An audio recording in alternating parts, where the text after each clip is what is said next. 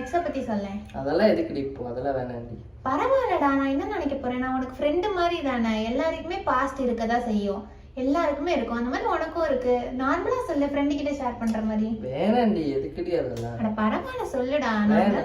வேணாம் சொல்லு சொல்லு சொல்லு. அதெல்லாம் ஒண்ணும் இல்லடி. நாங்க என்ன ஜாலியா இருந்தோம், நல்லா லவ் பண்ணோம். கடைசியில வீட்டுல பிடிக்கலன்ட்டாங்க, அப்புறம் வேணான்னு சொல்லி விட்டாச்சு. அவ்வளவுதான்.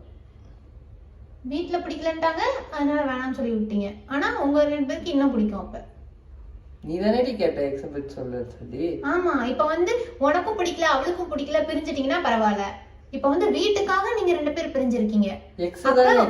எக்ஸ்னாலும் உனக்கும் அவளுக்கும் பிடிச்சிருந்திருக்கு, இப்பயும் பிடிக்கும்.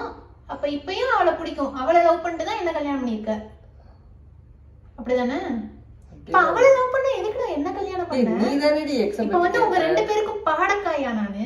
நீ தானடி எக்ஸப்ட் கேட்ட. நீ வேணா சொல்லிரு. என்ன இப்ப வந்துச்சுல டியூட் படம், அந்த மாதிரி போய் உங்க 2 பேரையும் சேர்த்து வச்சுட்டு எங்க இருந்தாலும் வாழ்க அப்படின்னு நான் ஆசீர்வாதம் பண்ணிட்டு வரேன். சும்மாரி பேசாத. இப்ப எதுக்கு தேவையில்லாதெல்லாம் பேசிருக்க? நீ தானே கேட்ட எக்ஸப்ட் சொல்லுன்னு சொல்லி.